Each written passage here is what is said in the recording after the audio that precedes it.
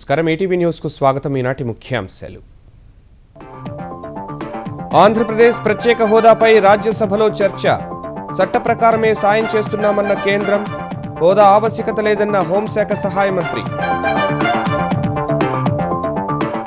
కేంద్ర సాయంపై ముఖ్యమంత్రి చంద్రబాబు అసంతృప్తి నామమాత్రంగానే ఉందని వ్యాఖ్య హామీల సాధనకు కృషి చేస్తున్నట్లు వెల్లడి పర్యాటక సేవా రంగాల్లో ఐటీసీ సహకారం కోరిన చంద్రబాబు ఏపీలో అపార అవకాశాలున్నాయని వివరణ గుంటూరులో మై ఫార్చ్యూన్ హోటల్కు శంకుస్థాపన కరవు నీటి ఎద్దడి నివారణకు పటిష్ట చర్యలు కలెక్టర్లకు ముఖ్యమంత్రి కేసీఆర్ ఆదేశం పత్తి ప్రత్యామ్నాయ పంటల్ని ప్రోత్సహించాలని సూచన రికార్డు సమయంలో పాలమూరు ఎత్తిపోతలు పూర్తి చేస్తామన్న హరీష్ రావు మే 2న కాళేశ్వరం ప్రాజెక్టుకు భూమి పూజ చేయనున్న సీఎం కేసీఆర్ నీట్ షెడ్యూల్లో మార్పునకు సుప్రీం నిరాకరణ యథావిధిగా నిర్వహించాలని ఆదేశం రాష్ట్రాల్లో పరీక్షలపై పిటిషన్ దాఖలైనప్పుడు పరిశీలిస్తామని వెల్లడి బొగ్గు కుంభకోణంలో దాసరి నవీన్ జిందాల్ చుట్టూ ఉచ్చు 13 మందిపై అభియోగాల నమోదుకు ప్రత్యేక న్యాయస్థానం ఆదేశం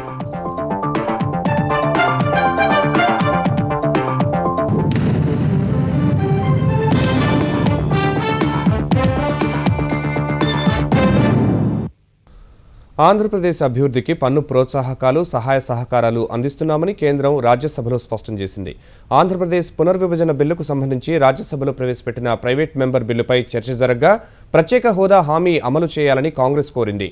చట్టంలో పేర్కొన్న అంశాలు సహా నీతి ఆయోగ్ చేసిన సిఫార్సులు అమలు చేస్తున్నామని కేంద్రం సభకు తెలిపింది. ఈ సందర్భంగా కోరం లేక సభ వాయిదా పడింది.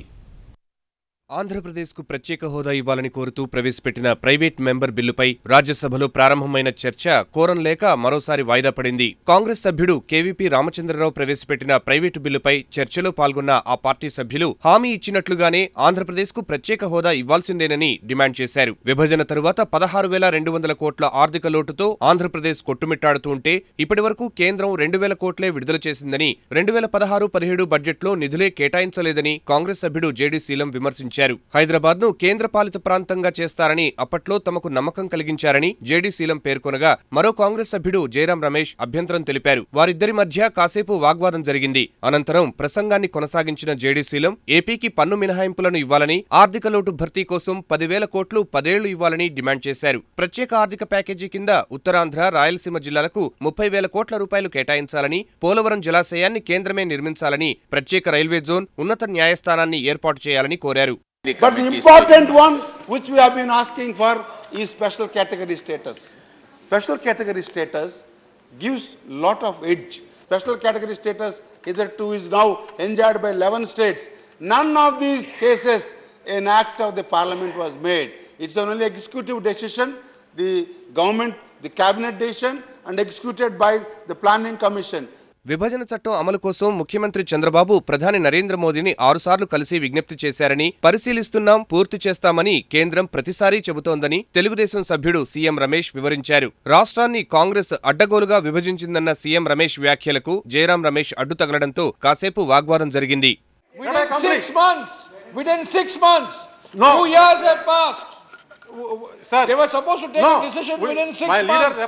ఆంధ్రప్రదేశ్కు ఇప్పటికే తగిన సాయం అందిస్తున్నామని కేంద్ర హోంశాఖ సహాయ మంత్రి హెచ్పీ చౌదరి వెల్లడించారు. The 14th Finance Commission has not made any distinction between special category and general state in determination norm and recommendations. Unlike previous Finance Commission, Niti Aayog in its reports development support to the successor state of Andhra Pradesh under AP Reorganization Act dated 1/16 has recommended for tax incentive central national दोनों का आपको इसके लिए इस list पे आपको tax incentive भी मिलेगा और सेंट्रल असिस्टेंट भी मिलेगा. ఈ సందర్భంగా రాజ్యసభలో కోరం లేకపోవడాన్ని తెలుగుదేశం సభ్యుడు సీఎం రమేష్ ప్రస్తావించారు. మొత్తం సభ్యుల్లో 10% సభ్యులు ఉంటేనే బిల్లుపై చర్చ చేపట్టాల్సి ఉంది. కనీసం 25 మంది సభ్యులు అవసరం కాగా 23 మందే ఉండడంతో కోరం లేక సభను వాయిదా వేశారు. ఆంధ్రప్రదేశ్కు కేంద్రం హామీలని నెరవేర్చుతున్నప్పుడు ప్రత్యేక హోదా అవసరం లేదని రాజ్యసభ వాయిదా పడిన తర్వాత కేంద్ర హోంశాఖ సహాయ మంత్రి హెచ్పీ చౌదరి వ్యాఖ్యానించారు. नीति आयोग ने जो टैक्स का हॉलीडे दिया है और टैक्स में इंसेंटिव दिया है और डेवलपमेंट के लिए जो फंड देते हैं वो पूरा पैसा दिया है, तो उसके लिए स्टेटस स्पेशल स्टेटस का आवश्यकता लगता नहीं। నీటిని సంరక్షించాల్సిన అవసరం ప్రతి ఒక్కరిపైన ఉందని ఆంధ్రప్రదేశ్ ముఖ్యమంత్రి చంద్రబాబు పునరుద్ఘాటించారు. గుంటూరు జిల్లా పిడుగురాళ్ల మండలం బ్రాహ్మణపల్లిలో జరిగిన నీరు చెట్టు కార్యక్రమంలో పాల్గొన్న ఆయన జల సంరక్షణకు ప్రజలు సహకరించాలని కోరారు. రైతులు తమ పొలాల్లో పంట కుంటలు తవ్వుకోవాలని చంద్రబాబు సూచించారు. ₹1 ఖర్చు లేకుండా ప్రభుత్వమే పంట కుంటలను ఏర్పాటు చేస్తుందని ముఖ్యమంత్రి వివరించారు. ఇదే సమయంలో విభజన హామీల అమలులో కేంద్రం తీరుపై చంద్రబాబు అసంతృప్తి వ్యక్తం చేశారు. ఆర్థిక ఇబ్బందుల్లో ఉన్న రాష్ట్రానికి కేంద్ర సర్కార్ నుంచి అనుకున్న స్థాయిలో నిధులు రావడం లేదని, అయినా సంక్షేమం విషయంలో వెనకడుగు వేసే ప్రసక్తే లేదని చంద్రబాబు తేల్చి చెప్పారు. కేంద్ర ప్రభుత్వం కూడా అన్ని సహకారాలు మనకి ఇవ్వలేదు. 2014-15లో 15,000 రెవెన్యూ లోటు ఉందంటే మనకిచ్చింది 2,500 కోట్లు. ఆ రోజు చట్టంలో పెట్టారు మొత్తం ఇమ్మని, ఇంకా ఇవ్వాల. దానికి కూడా ప్రయత్నం చేస్తున్నా. స్పెషల్ స్టేటస్ పెట్టారు. ఇండస్ట్రీకి కొన్ని ఇన్సెంటివ్స్ ఇస్తామని పెట్టారు. రైల్వే జోన్ పెట్టారు. రాజధానికి సహాయం కోసం పెట్టారు. వెనుకబడిన ప్రాంతాల అభివృద్ధికి పెట్టారు. కానీ నామమాత్రంగానే మనకు సహాయం వచ్చింది. అయినా కూడా నేను ధైర్యంగా ముందుకు పోయాను. నవ్యాంధ్ర రాజధాని అమరావతికి భారీగా పెట్టుబడులను ఆకర్షించేందుకు ప్రచారకర్తగా వ్యవహరించాలని ఐటీసీని ముఖ్యమంత్రి చంద్రబాబు కోరారు. గుంటూరులో 145 కోట్ల వ్యయంతో మై ఫార్చ్యూన్ పేర ఐటీసీ నిర్మించనున్న 5 నక్షత్రాల హోటల్ నిర్మాణానికి ఆయన శంకుస్థాపన చేశారు. ఆతిథ్య రంగంతో పాటు ఆహార శుద్ధి, తయారీ, సేవా రంగాల్లో సహకరించాలని ముఖ్యమంత్రి కోరగా ఐటీసీ అధ్యక్షుడు దేవేశ్వర్ సానుకూలంగా స్పందించారు.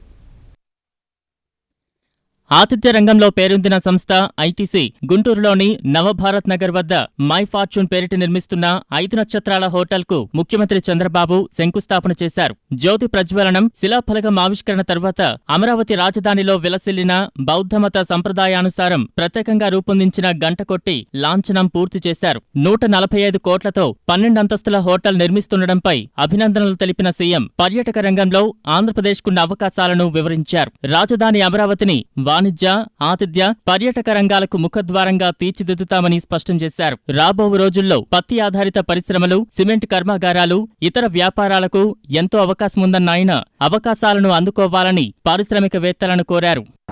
Amaravati will be one of the best city. All of us has to be proud of it. We wanted to build one among top 10 in the world. That is our idea. There I need all your cooperation and also your help.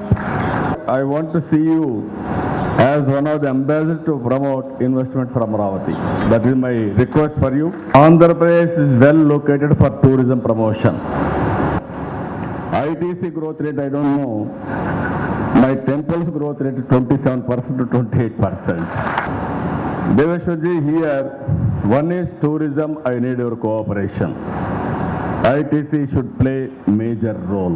ముఖ్యమంత్రి చంద్రబాబు పరిపాలన దక్షతను ప్రశంసించిన ITC అధ్యక్షుడు దేవేశ్వర్ ఉమ్మడి ఆంధ్రప్రదేశ్ను పెట్టుబడులకు కేంద్రంగా తీర్చిదిద్దడంలో ఆయన చూపించిన చొరవను కొనియాడారు. ఇప్పుడు కొత్తగా ఏర్పాటైన నవ్యాంధ్రను అదే స్థాయిలో అభివృద్ధి చేయాలనే పట్టుదలతో ఉన్నారని ఐటీసీ తరపున తాము పూర్తి సహకారం అందిస్తామని హామీ ఇచ్చారు.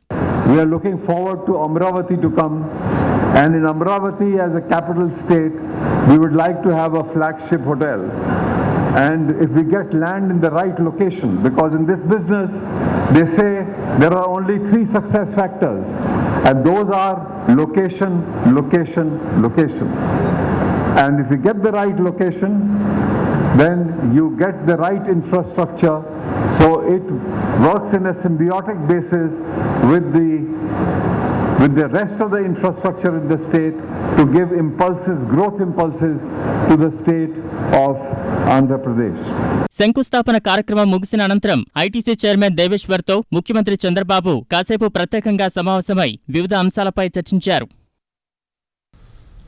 తెలంగాణలో ఏర్పడిన కరవు, నీటి ఎద్దడిని సమర్థంగా ఎదుర్కోవడానికి సిద్ధం కావాలని ముఖ్యమంత్రి కేసీఆర్ కలెక్టర్లను ఆదేశించారు. ప్రజలకు అందించాల్సిన సహాయంపై దృష్టి పెట్టాలని సూచించారు.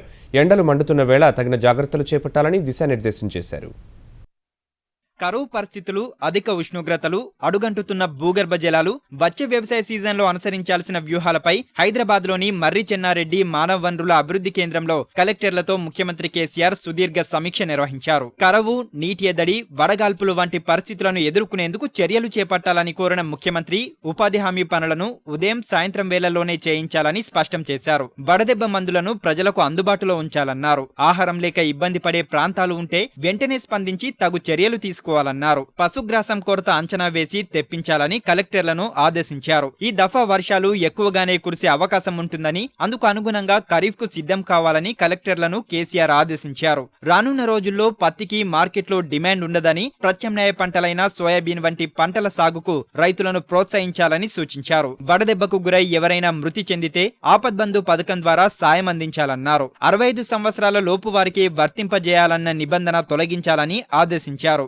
అందుబాటులో లేని ప్రాంతాలకు తాగునీరు సరఫరా చేయాలని ఆదేశించారు. మిషన్ కాకతీయ, మిషన్ భగీరథ పథకాలు పూర్తయితే ప్రస్తుతం తగ్గిపోయిన భూగర్భ జలమట్టం పెరుగుతుందన్న సీఎం ఖరీఫ్ సీజన్ ప్రారంభం కాకముందే వ్యవసాయ భూముల్లో చేపట్టాల్సిన మిషన్ భగీరథ పనులు పూర్తి చేయాలన్నారు. పైప్ లైన్ల నిర్మాణం వేగవంతం చేయాలని సూచించారు. జిల్లాల వారీగా ఇంటెక్ వేల్స్, నీటి శుద్ధి ప్లాంట్లు, పంప్ హౌస్, పవర్ స్టేషన్ల నిర్మాణ పురోగతిని కలెక్టర్లు, ఆర్డబ్ల్యూఎస్ అధికారులు నిరంతరం పర్యవేక్షించాలని ఆదేశించారు. తొలి విడత మిషన్ కాకతీయ పనులు త్వరగా ముగించి రెండో విడతలో 9,000 చెరువులు పునరుద్ధరించాలని ఆయన సూచించారు. జిల్లాలో జరుగుతున్న ప్రధాన పథకాలతో పాటు అన్ని కార్యక్రమాలను సమాంతరంగా పర్యవేక్షించాలని కలెక్టర్లకు కేసీఆర్ దిశానిర్దేశం చేశారు. మిషన్ కాకతీయ, మిషన్ భగీరథ, రహదారుల నిర్మాణం వంటి పనులన్నీ ఒకేసారి సమాంతరంగా జరగాలన్నారు. అందరినీ సమన్వయం చేసుకుని ముందుకు సాగాలని పిలుపునిచ్చారు.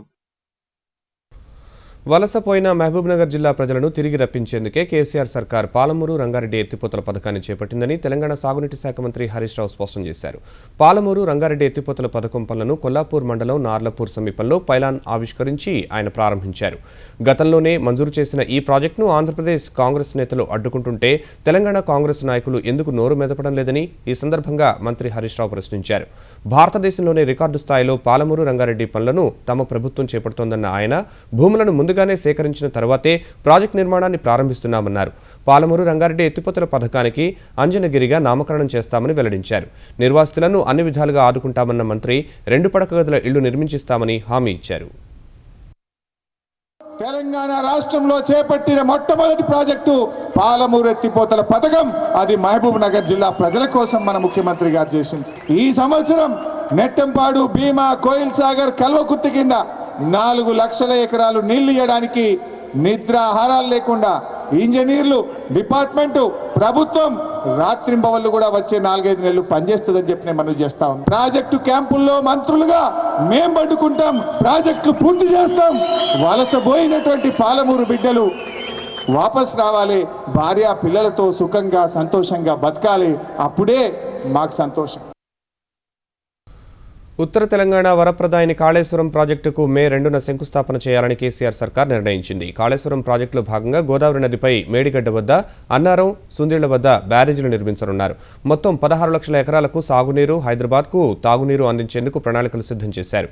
మే 2న కాళేశ్వరం పనులకు కేసీఆర్ శంకుస్థాపన చేయనున్నారు. మేడిగడ్డ పంప్ హౌస్ పనులకు మహదేవ్పూర్ మండలం కన్నెపల్లి వద్ద, బ్యారేజీ పనులకు అంబర్పల్లి వద్ద భూమి పూజ చేయనున్నారు. తుది ఒప్పందం అనంతరం మహారాష్ట్ర ముఖ్యమంత్రితో కలిసి పూర్తిస్థాయి శంకుస్థాపన చేయాలని భావిస్తున్నారు. అటు ప్రాజెక్టు ఎత్తిపోతల నిర్మాణం, పంప్ హౌస్, హెడ్ రెగ్యులేటరీ నిర్మాణం పనుల కోసం 7,998 కోట్ల రూపాయల విలువైన పనులకు ప్రభుత్వం పరిపాలన అనుమతులు ఇచ్చింది. బొగ్గు కుంభకోణంలో పారిశ్రామికవేత్త నవీన్ జిందాల్, కేంద్ర మాజీ మంత్రి దాసరి నారాయణరావు సహా మరో 13 మందిపై అభియోగాలు నమోదు చేయాలని ఢిల్లీలోని సీబీఐ ప్రత్యేక న్యాయస్థానం ఆదేశించింది. జార్ఖండ్లోని అమరకొండ మురుద్గల్ బొగ్గు క్షేత్రాన్ని Jindal steel, Gagan sponge iron సంస్థలకు కేటాయించడంలో అక్రమాలు జరిగాయని 2012లో కాగ్ ఆరోపించింది. ఈ వ్యవహారంపై విస్తృత దర్యాప్తు చేసిన సీబీఐ గత ఏడాది ఏప్రిల్లో అభియోగ పత్రం దాఖలు చేసింది. ఈ వ్యవహారంలో నవీన్ జిందాల్, నాటి బొగ్గు శాఖ సహాయ మంత్రి దాసరి నారాయణరావు క్విట్ ప్రోకోకు పాల్పడ్డారని ఆరోపించింది. జిందాల్ రియాల్టీ సంస్థ దాసరికి చెందిన సౌభాగ్య మీడియా లిమిటెడ్లో 2,25 లక్షల రూపాయలు పెట్టుబడి పెట్టిందని అభియోగ పత్రంలో సీబీఐ పేర్కొంది. అభియోగ పత్రంపై విచారణ జరిపిన న్యాయస్థానం సీబీఐ వాదనతో ఏకీభవించింది. జిందాల్, దాసరి, మధు కూడా, హెచ్సి గుప్తా సహా ఇతర నిందితులపై మే 11న అభియోగాలు నమోదు చేయాలని ఆదేశించింది. ముంబైలోని 31 అంతస్తుల ఆదర్శ్ హౌసింగ్ సొసైటీ భవంతిని కూల్చేయాలని కేంద్ర పర్యావరణ మంత్రిత్వ శాఖను బొంబాయి హైకోర్టు ఆదేశించింది. అదే సమయంలో ఈ తీర్పుపై సుప్రీంకోర్టును ఆశ్రయించేందుకు వీలుగా కూల్చివేత ఆదేశంపై 12 వారాల పాటు స్టే విధించాలని ఆదర్శ్ హౌసింగ్ సొసైటీ కోరగా న్యాయస్థానం సానుకూలంగా స్పందించింది. భవన నిర్మాణంలో అక్రమాలకు పాల్పడ్డ రాజకీయ నాయకులు, మంత్రులు, అధికారులపై విచారణ జరపాలని కేంద్రాన్ని, మహారాష్ట్ర సర్కార్ని న్యాయస్థానం ఆదేశించింది. కార్గిల్ యుద్ధ వీరులు, వారి కుటుంబ సభ్యులకు ఇళ్లు ఇచ్చే ఉద్దేశంతో ముంబైలోని కొలాబాలో తొలుత 6 అంతస్తుల భవన నిర్మాణానికి రక్షణ శాఖ నిర్ణయించింది. అందుకు బదులుగా 100 మీటర్ల ఎత్తైన 31 అంతస్తుల భవనం నిర్మించి అందులోని ప్లాట్లను కొందరు రాజకీయ నేతలు, ఉన్నతాధికారులకు చౌక ధరకే దక్కించుకున్నారు.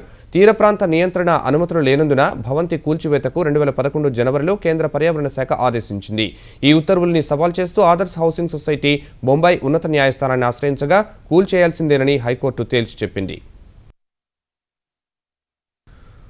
రహదారి ప్రమాదాలను నివారించేందుకు ఆంధ్రప్రదేశ్ ప్రభుత్వం చిత్తశుద్ధితో పనిచేస్తోందని రహదారి రవాణా శాఖ మంత్రి సిద్ధా రాఘవరావు తెలిపారు. ఢిల్లీలో జరిగిన జాతీయ రహదారి భద్రతా సదస్సులో పాల్గొన్న ఆయన దేశవ్యాప్తంగా జరుగుతున్న రహదారి ప్రమాదాలను ఏ విధంగా తగ్గించాలనే దానిపై సుదీర్ఘంగా చర్చించినట్లు వెల్లడించారు. జాతీయ రహదారి భద్రతా బోర్డును ఏర్పాటు చేయాలని సమావేశంలో నిర్ణయించినట్లు సిద్ధా తెలిపారు. ఇదే సమయంలో కేంద్ర ఉపరితల రవాణా శాఖ మంత్రి నితిన్ గడ్కరీని కలిసి ఆంధ్రప్రదేశ్కు రావాల్సిన పలు ప్రాజెక్టులపై చర్చించినట్లు సిద్ధా వెల్లడించారు. సంబంధించి గడ్కరీ గారికి లోగా గౌరవ ముఖ్యమంత్రి గారు మన ఆంధ్రప్రదేశ్ లో ఉన్న స్టేట్ హైవేస్ అన్ని కూడా దగ్గర 1205 కిలోమీటర్లు వారిని నేషనల్ హైవేస్ కూడా ట్రీట్ చేయమని అడిగితే తప్పకుండా ఇస్తానని వారు హామీ ఇవ్వడం జరిగింది. అదే కాకుండా విశాఖపట్నంలో ఒక national institute of road safety సంబంధించిన ఒక ఇన్స్టిట్యూషన్ కావాలని వారిని కోరాం. తప్పకుండా అది కూడా వారు ఇస్తామని ఈ రోజు మాట ఇవ్వడం జరిగింది. తెలంగాణలో కళాశాలల తనిఖీలకు హైకోర్టు అనుమతించింది. పోలీసుల సహకారంతో విద్యాశాఖ అధికారులే తనిఖీలు చేయాలని స్పష్టం చేసింది. తనిఖీల్లో ఒక ఎస్ఐ, 2 కానిస్టేబుళ్లు మాత్రమే ఉండాలని షరతు విధించింది. తనిఖీలను ఈ ఏడాది రికార్డులకు మాత్రమే పరిమితం చేయాలని, పాతవాటి జోలికి వెళ్లవద్దని తేల్చి చెప్పింది. తనిఖీలపై ప్రభుత్వ నిర్ణయాన్ని సవాల్ చేస్తూ 5 కళాశాలలు హైకోర్టును ఆశ్రయించాయి. తనిఖీల కోసం విద్యా హక్కు చట్టం కింద ఏర్పడిన సంస్థ ఉండగా పోలీసులు ఎందుకని వాదించాయి. మేము పూర్తి వివరాలను సమర్పించాలని నిన్న పేర్కొన్న హైకోర్టు అప్పటి వరకు తనిఖీలు చేయవద్దని ఆదేశించింది. ఈ ఆదేశాలను ధర్మాసనం వద్ద తెలంగాణ ప్రభుత్వం సవాల్ చేయగా సింగిల్ జడ్జి వద్దే తేల్చుకోవాలని ధర్మాసనం సూచించింది. అనంతరం పిటిషన్పై విచారణ చేపట్టిన హైకోర్టు న్యాయమూర్తి పివి సంజయ్ కుమార్ తనిఖీలకు పచ్చజెండా ఊపారు. తెలంగాణ ప్రభుత్వ సంక్షేమ కార్యక్రమాలను అన్ని వర్గాల ప్రజలకు చేరేలా చర్యలు తీసుకుంటారని తెలంగాణ పంచాయతీరాజ్ గ్రామీణాభివృద్ధి శాఖ మంత్రి జూపల్లి కృష్ణారావు స్పష్టం చేశారు. సచివాలయంలో పంచాయతీరాజ్ గ్రామీణాభివృద్ధి శాఖ మంత్రిగా బాధ్యతలు చేపట్టిన ఆయన ముఖ్యమంత్రి కేసీఆర్ ఆశయాలకు అనుగుణంగా పనిచేస్తానన్నారు. పంచాయతీరాజ్ వ్యవస్థను పటిష్టం చేయడానికి కృషి చేస్తానని మంత్రి వెల్లడించారు. నీరే ప్రాణాధారమంటూ ఈటీవీ ఈనాడు చేపట్టిన సుజలాం సుఫలాం కార్యక్రమం తెలుగు రాష్ట్రాల్లో మహోద్యమంగా కొనసాగుతోంది. వరంగల్ జేఎన్ఎస్ క్రీడా మైదానంలో క్రీడాకారులు, పర్వతగిరి పోలీస్ స్టేషన్లో పోలీసులు ఉత్సాహంగా ఇంకుడు గుంతలు తవ్వారు. కరీంనగర్ జిల్లా పెద్దపల్లి సుభాష్ నగర్లో మెప్మా సభ్యులు, మెట్పల్లి బీసీ సంక్షేమ వసతి గృహంలో యువకులు, గోదావరిఖని రామమందిర్లో అర్చకులు ఇంకుడు గుంతలు నిర్మించారు.